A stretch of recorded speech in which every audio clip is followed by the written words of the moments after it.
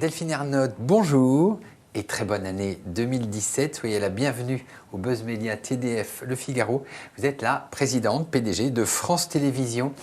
Permettez-moi tout d'abord j'aimerais saluer la mémoire de Rémi Fimelin, votre prédécesseur qui a disparu malheureusement au mois de décembre.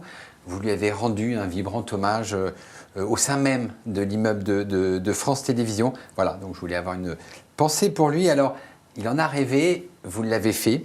Dans le contrat d'objectifs et de moyens de 2016 à 2020 que vous venez de signer avec l'État, vous avez obtenu une rallonge de 38 millions d'euros, dont 20 millions d'euros spécifiquement dédiés à supporter la création audiovisuelle pour monter à 420 millions d'euros par an, ce qui est quand même énorme. Avec cet argent supplémentaire, vous allez enfin pouvoir lancer le deuxième feuilleton de France Télévisions. Alors, avant d'en arriver là, d'abord tous mes voeux également. Merci d'avoir rappelé la mémoire de Rémi. Ça nous rappelle ces moments durs comme cela, que ce qui compte au fond, c'est les hommes et les femmes, ceux qui sont derrière la télé qui nous regardent, et puis les hommes et les femmes qui la font. Voilà, il n'y a que ça qui compte.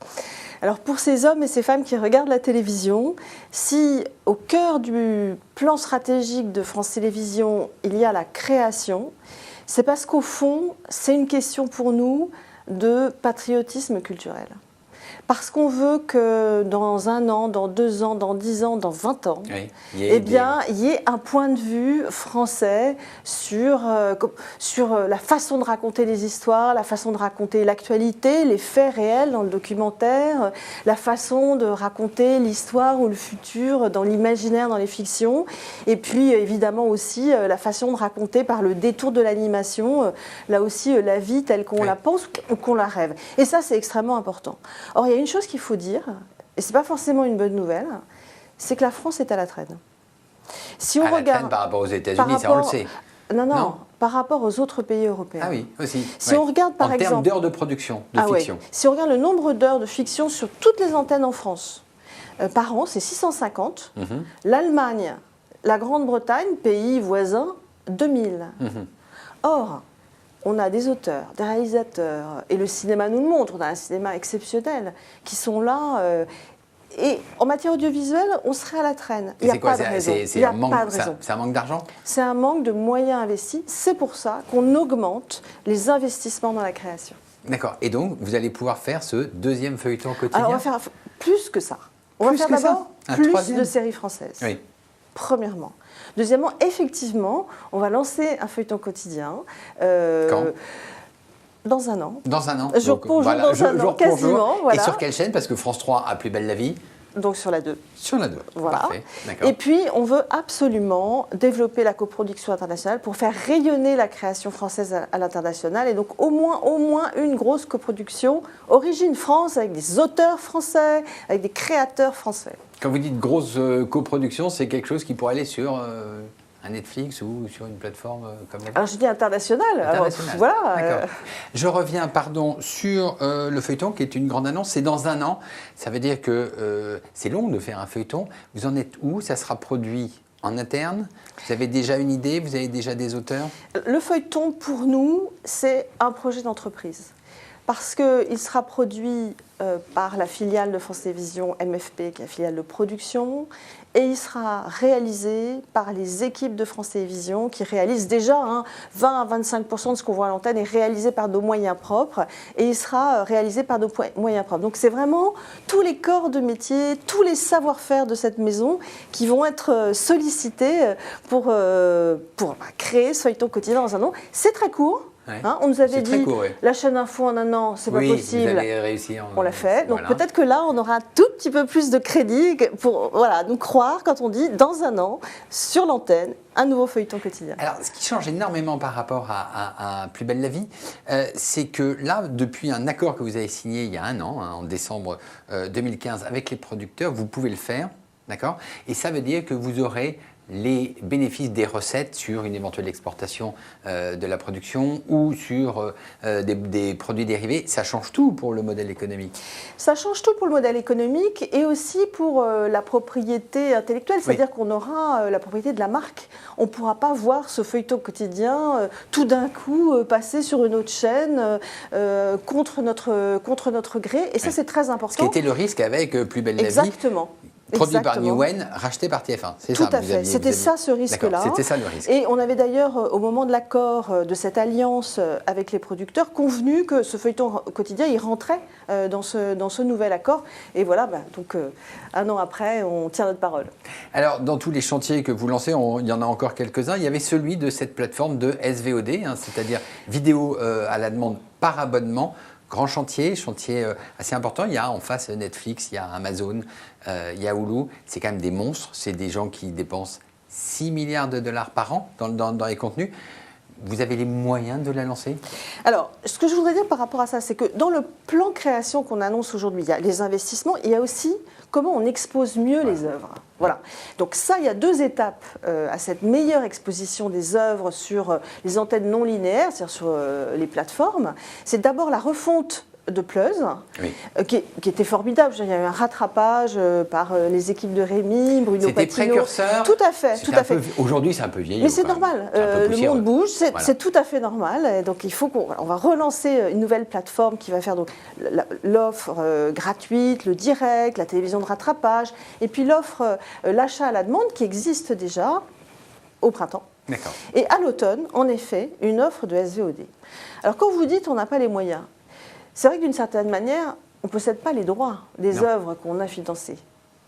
D'où l'idée qu'on a eue, là aussi, de faire l'alliance avec les producteurs phase 2 et de leur dire, si on se mettait ensemble, pour précisément être ensemble sur ce patriotisme culturel, faire en sorte que les œuvres françaises, qui rencontrent de plus en plus l'intérêt des publics, des hommes et des femmes derrière leur écran. On le voit donc c'est une réalité. Dans les audiences à la fois sur vos chaînes et sur TF1 et M6. Exactement. M6 que ces œuvres françaises, elles aient une chance d'exister dans cette nouvelle économie numérique. Et donc c'est ça qu'on va mettre en œuvre dans la nouvelle offre de SVOD. Quand vous dites c'est un accord ou des discussions avec les producteurs, tous les producteurs, les plus grands producteurs On commence par les plus grands, mais tous les producteurs. Et uniquement pour de la fiction qui a été produite pour France Télévisions ou pour de la fiction qui a été produite pour d'autres chaînes comme TF1 Pour toute la fiction à partir du moment où elle est française.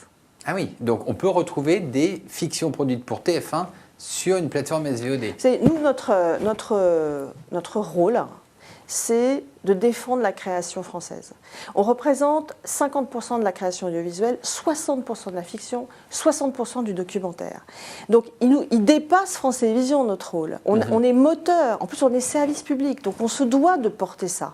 Donc effectivement, c'est une plateforme dont le seul objectif est le rayonnement des œuvres françaises en France. On l'espère aussi à l'international, parce que vous savez, le patriotisme culturel, et je suis au Figaro, je tiens à le dire, c'est aussi du patriotisme économique. D'accord. Mais alors dites-moi, est-ce que vous y associez TF1, M6? Il y avait des discussions moi, au début. Je suis tout à fait... moi, j'ai ouvert, j'ai tendu la main. Je l'ai fait très, très officiellement à plusieurs reprises.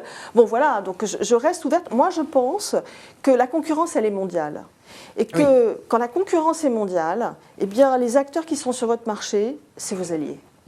D'où l'alliance d'ailleurs avec les producteurs. Moi, je suis tout à fait ouverte à d'autres alliances avec des partenaires français, parce que je crois que c'est ensemble qu'on arrivera à faire rayonner la création française hors de nos frontières. Et des alliances avec les audiovisuels publics européens, la BBC, l'audiovisuel public allemand. Alors, on a commencé à en discuter déjà avec les médias francophones, puisqu'on est très proche, évidemment, des télévisions publiques. Yves Bigot était là pour le dire. Absolument.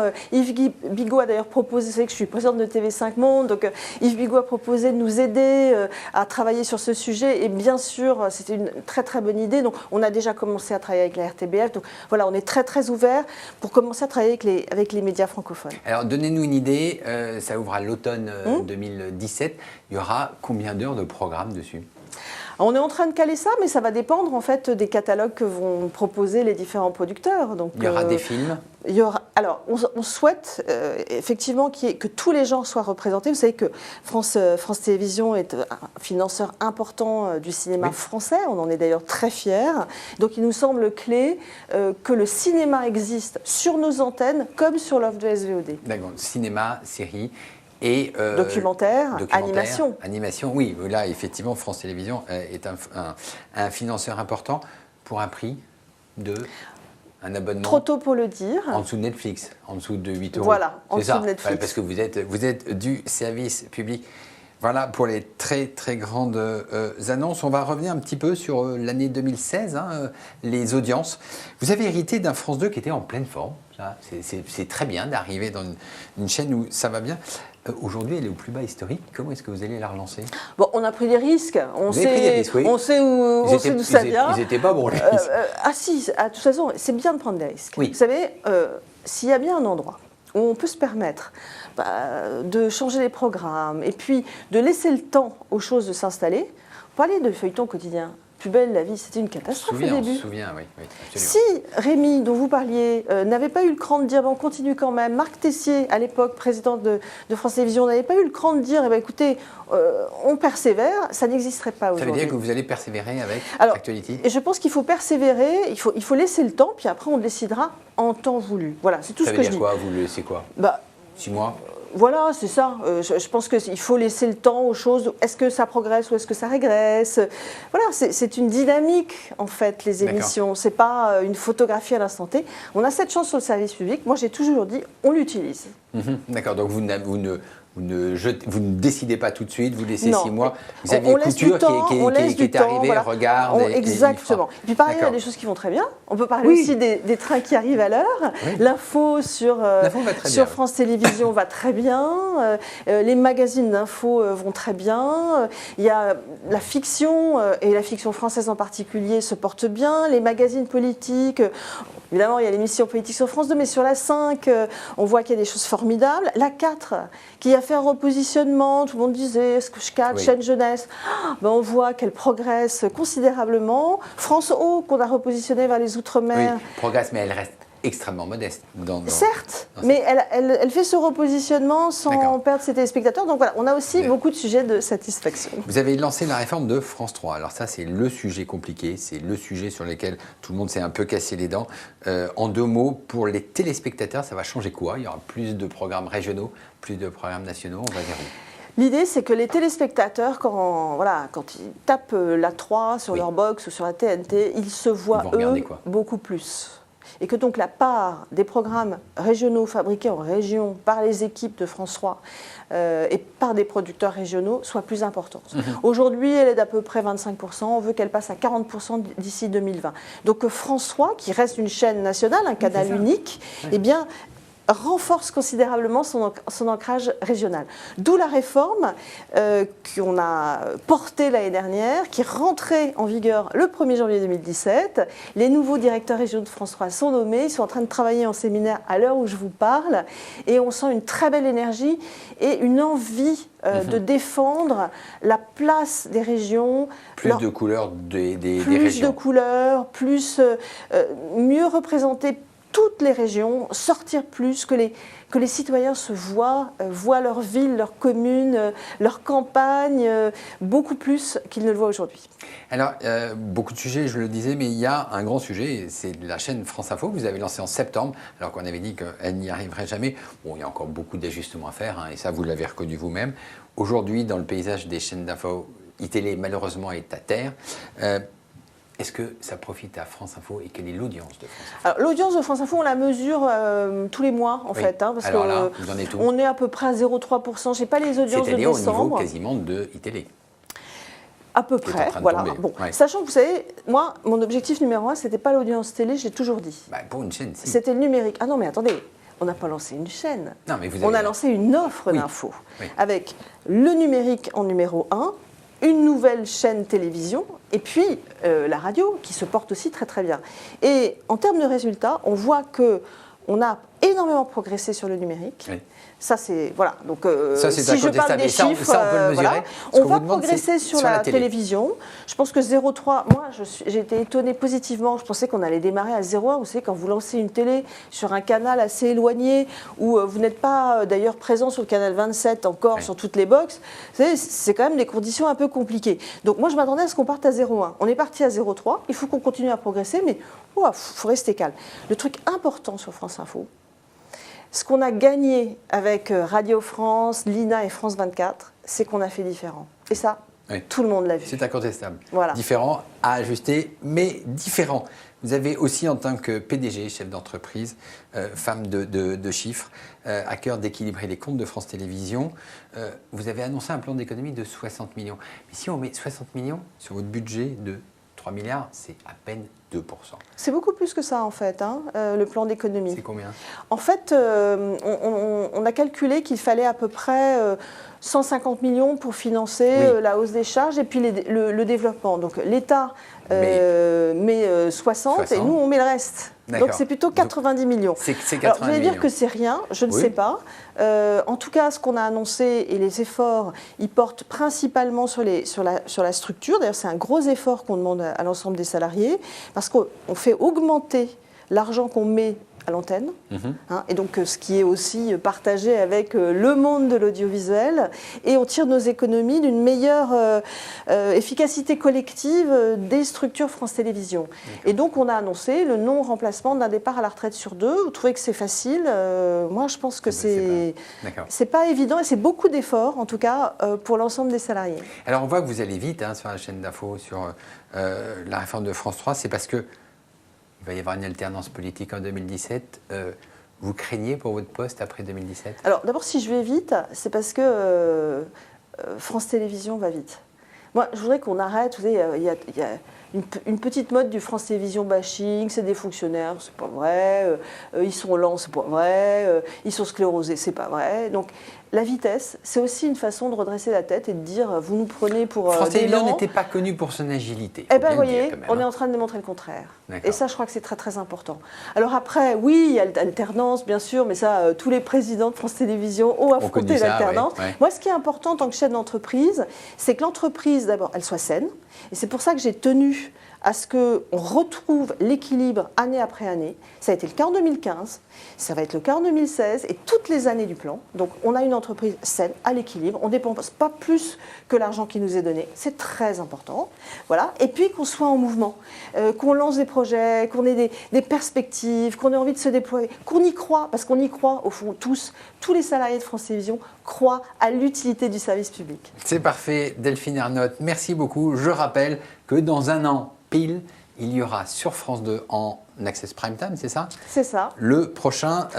Enfin, non pas en Access Prime Time, juste avant l'Access. Juste avant l'Access, bon. Le prochain feuilleton quotidien. Vous avez déjà un nom de code? Pas encore. Pas encore. Merci beaucoup, je vous souhaite une excellente année et nous nous retrouvons la semaine prochaine avec un nouvel invité. Merci. Merci.